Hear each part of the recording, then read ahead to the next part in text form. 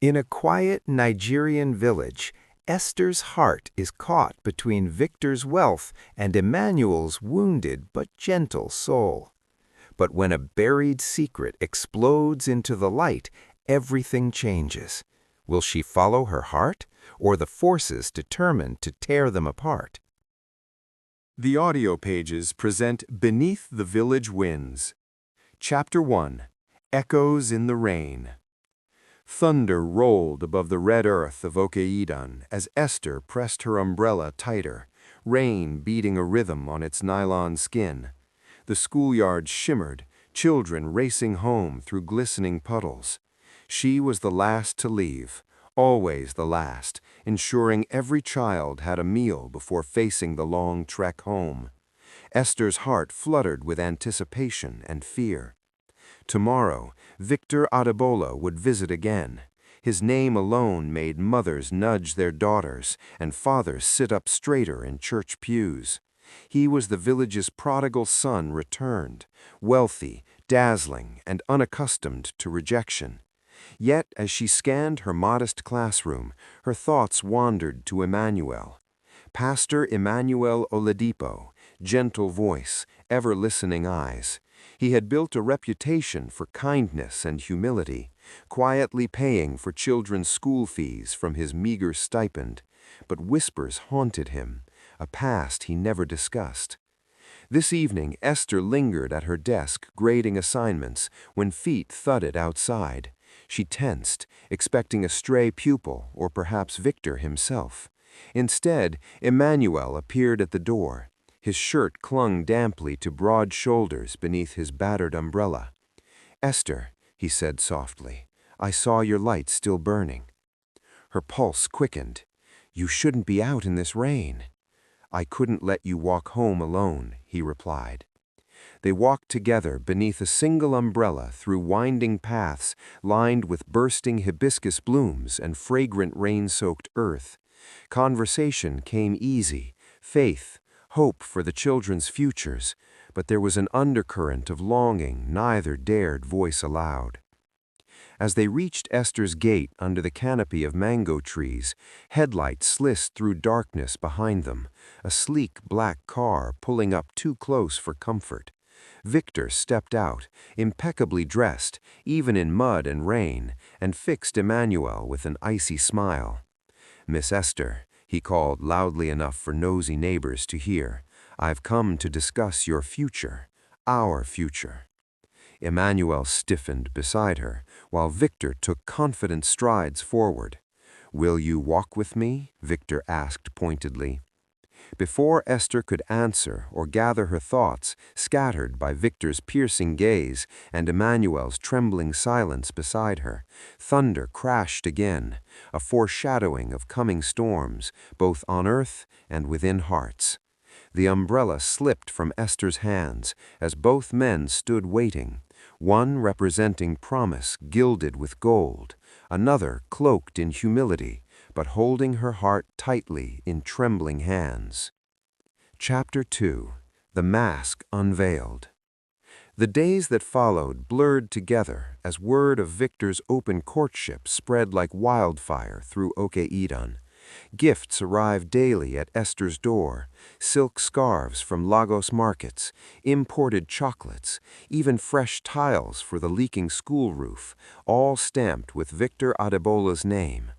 Still reeling from that stormy night confrontation between Emmanuel and Victor, the latter so sure of victory, it was all Esther could do not to run after every breeze, thinking it brought news of either man.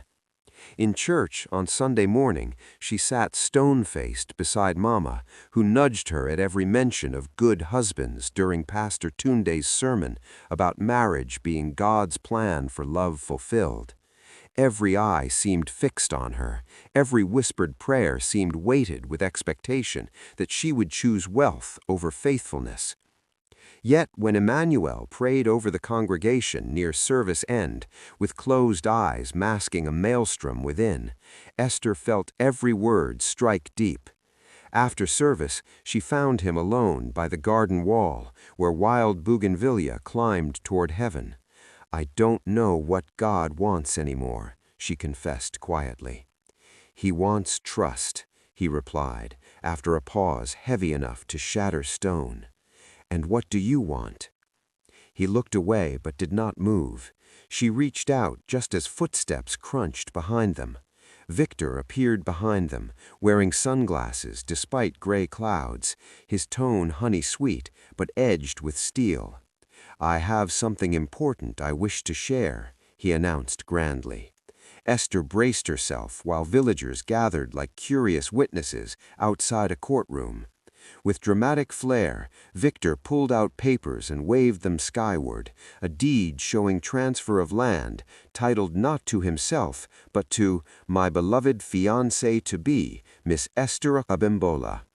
A stunned gasp swept through gathered villagers, and Mama began singing praises loud enough to call angels down from heaven itself.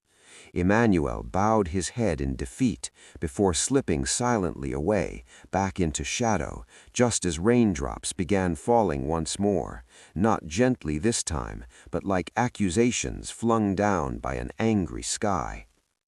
Esther clutched at her chest, torn between gratitude for generosity she'd never asked for, and dread that came from realizing gifts can sometimes be cages disguised as blessings. Chapter 3. Shadows and Light. Nightfall crept over Oke-Idan like a living thing, pressing its weight into every corner of the village after Victor's flamboyant public display. The laughter and murmurs that had followed him earlier now dissolved into a strained, uneasy quiet. Even the crickets seemed hesitant, as though they sensed something fragile had been disturbed. Esther walked home with her wrapper clutched tightly around her, her steps heavy and uncertain. Eyes followed her from behind half-closed doors. Whispers trailed her like smoke, some filled with envy, others with suspicion. She felt caught between worlds she no longer understood, the glittering future Victor promised and the simple, faith-rooted life she had always known. Inside their modest home, a single lantern flickered, throwing restless shadows across the mud walls. Mama sat waiting, her back straight, her face lined with worry and wisdom earned through decades of disappointment and prayer. "Child," Mama said at last, her voice gentle but firm, "do you know how many women would beg for the life being offered to you?" Esther said nothing. She lowered herself onto a wooden stool, her throat tight. "God has blessed you beyond measure," Mama continued.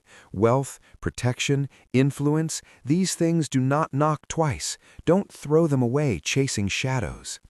Esther stared at the dancing flame. Shadows, she thought bitterly, are where truth often hides. Gold shone too brightly, it blinded, it distracted, and something in Victor's smile, too polished, too confident, had unsettled her in ways she could not explain. That night sleep refused to come. Esther lay listening to the night sounds, the distant hoot of an owl, the rustle of wind through palm fronds, until an urgent knock shattered the stillness. Mama bolted upright. Who could that be at this hour? Another knock followed, louder, frantic. Esther opened the door to find a teenage boy standing on the threshold, chest heaving, feet caked in mud. His eyes darted nervously behind him as if he feared being followed. In his trembling hands were torn papers, damp and smeared with red earth. "Miss Esther," he gasped, I didn't know who else to tell." She recognized the papers instantly. Land documents. Emmanuel's name was scrawled across them, creased, dirt-stained, and unmistakable. The very deed Victor had boasted about gifting her. The boy swallowed hard. "I overheard Mr. Victor talking to some men in his car. They didn't see me. He said he only wants to marry you because the land beside Emmanuel's house holds oil. Once the marriage is done, he plans to sell everything, the house, the land, everything." The words landed like blows. Esther felt the room tilt. Oil? Marriage a strategy? She was not a bride, she was leverage, a deal drawn up in distant offices, calculated long before her name ever crossed Victor's lips. Mama sank onto a stool, whispering a prayer under her breath. Esther lit another lantern, as though chasing away the darkness gathering not just in the room, but inside her heart. Who could I trust? She wondered. What else has been hidden beneath smiling faces and generous gifts?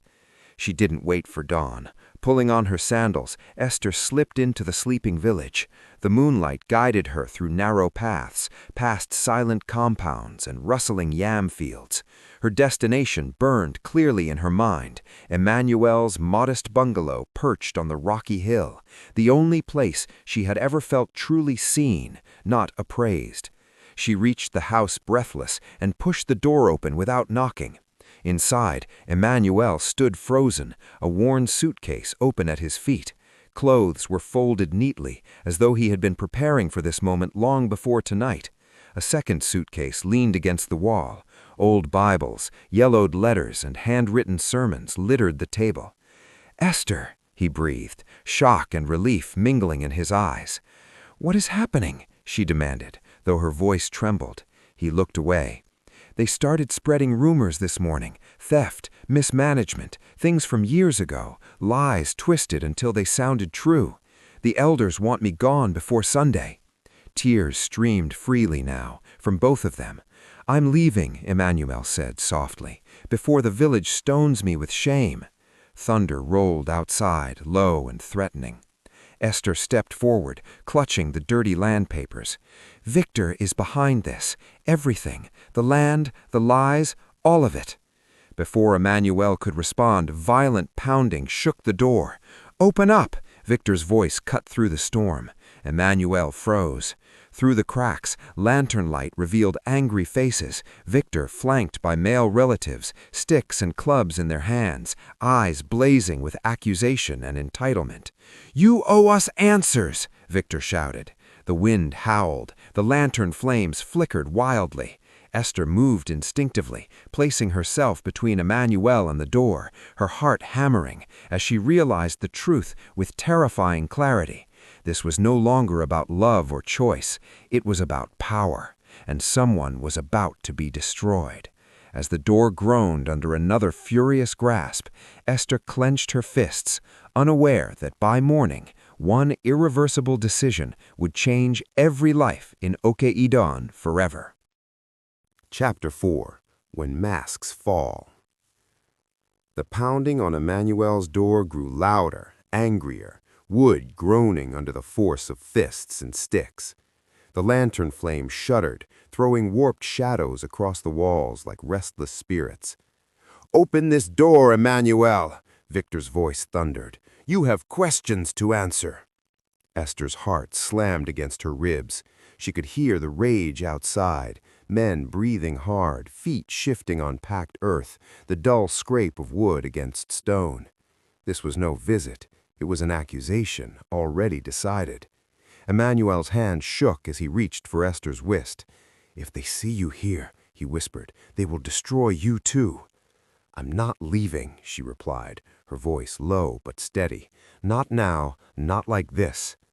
Another grip rattled the door. A crack splintered along the frame. Mama's words echoed in Esther's mind. "Don't chase shadows." Yet here she was, standing in the heart of one, refusing to retreat. The door burst open.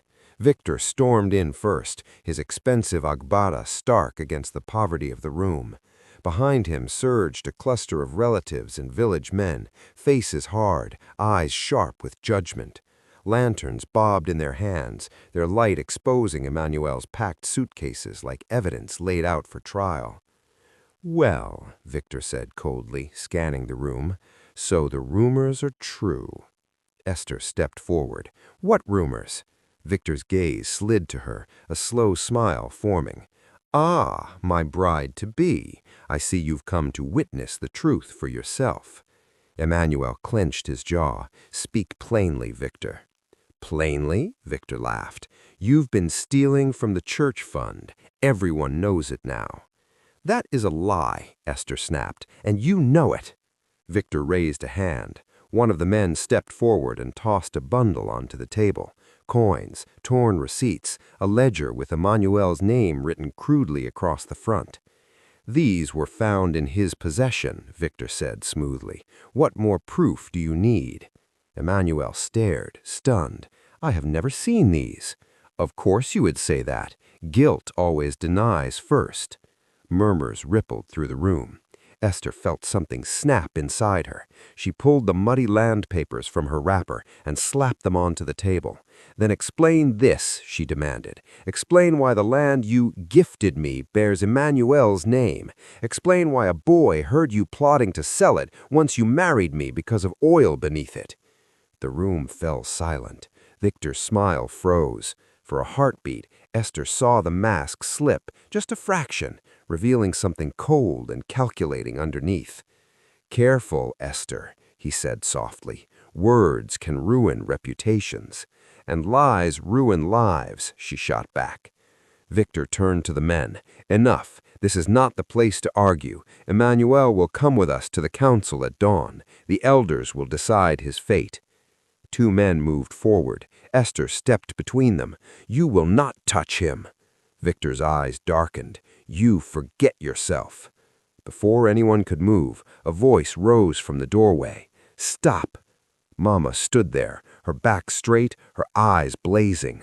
"I have watched men like you come and go. They carry wealth in their hands and darkness in their hearts." Victor sneered. "Old woman, go home." She didn't move. "You are afraid," Mama continued, "because the truth is beginning to speak." Victor gestured sharply. "Take Emmanuel." Hands grabbed him. Esther screamed. Suddenly a shout erupted from outside. "Fire!" Smoke curled through the doorway. Flames licked the edge of the roof. Too sudden, too deliberate. Chaos exploded. People shouted. Someone dropped a lantern. The fire spread fast. In the confusion, Esther felt a hand seize hers. "Run!" Emmanuel gasped. They burst through the back door, into the night, the sky glowing orange behind them. The village bells began to ring, not in prayer, but alarm. They ran until their lungs burned, until the sounds faded into the distance. They stopped near the edge of the fields, gasping. "We can't go back," Emmanuel said. "They will hunt us." Esther looked toward the burning village, her heart aching. "Then where do we go?" Before Emmanuel could answer, headlights cut through the darkness from the road below. A black SUV slowed. The window rolled down. Victor's voice drifted out, calm and certain. "Get in, Esther, or Emmanuel dies tonight." The engine idled. The door clicked open, and Esther realized her choice had finally run out. Chapter 5. The Light That Remained. The SUV's engine purred softly, an unnerving contrast to the chaos still smoldering behind them. Smoke curled into the night sky over Oke-Idan, and the orange glow of dying flames flickered against the hills like an omen. "Get in, Esther," Victor said again, his voice smooth, practiced. "You don't want to see what happens if you refuse." Esther stood frozen between the open door of the vehicle and Emmanuel's trembling hand gripping hers. Her heart pounded so loudly she was certain Victor could hear it. Emmanuel leaned close, his voice barely a breath. "Whatever you choose, I trust you." Those words, "I trust you," cut deeper than any threat. Esther lifted her chin and met Victor's gaze. "If I get in," she said slowly, "you let him go, right now." Victor smiled. "You are learning how negotiations work." She slipped her hand from Emmanuel's and stepped toward the car. "Esther!" Emmanuel started. She turned back once, her eyes shining with unshed tears.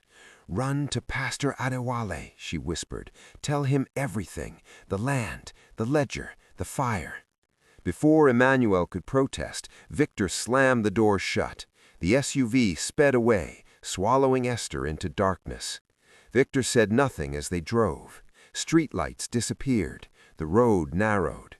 Finally, they stopped at his country estate, grand, isolated, and eerily quiet. Inside, Victor poured himself a drink and studied Esther like a chess piece finally cornered. "You embarrassed me tonight, but I'm willing to forgive.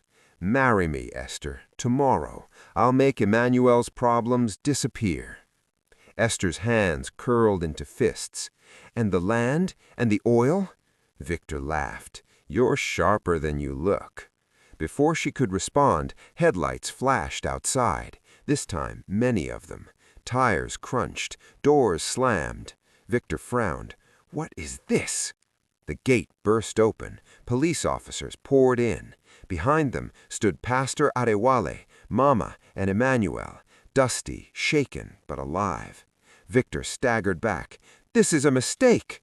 No, the lead officer said, holding up documents. This is an arrest. The ledger Emmanuel had hidden years ago, detailing Victor's land schemes, forged deeds, and bribery, had survived the fire. Mama was able to retrieve crucial evidence from Emmanuel's house just before it was engulfed in flames. Emmanuel had kept the evidence all along, waiting for the right moment. Witnesses stepped forward. The frightened boy, a village clerk, even one of Victor's own drivers. The truth spread through Oke-Idan like dawn. Victor was led away in handcuffs, shouting protests that no one believed anymore. Esther's knees gave way. Emmanuel caught her before she fell. "It's over," he whispered. Weeks later, the village gathered beneath the open sky. The fields were green again. The air smelled of rain and new beginnings. Emmanuel's name was cleared. The stolen funds were traced back to Victor. The land returned to its rightful owners. Esther stood beside Emmanuel as the church bell rang, not in alarm, but in celebration. Mama squeezed Esther's hands. "Light always finds a way, my child." Emmanuel turned to Esther, nervous but hopeful. "I don't have riches, I don't have power, but I have truth and love." Esther smiled, tears bright in her eyes. "That's more than enough." They walked through the village together as the sun rose, laughter returning to streets once heavy with fear. Oke-Idan breathed again, and as Esther rested her head on Emmanuel's shoulder, she knew this: shadows may linger, but light, once chosen, never truly fades. Like this video to support the creation of more audiobooks. Subscribe and hit the notification bell so you don't miss the release of the next story. Leave a comment below and tell us what you think of the story.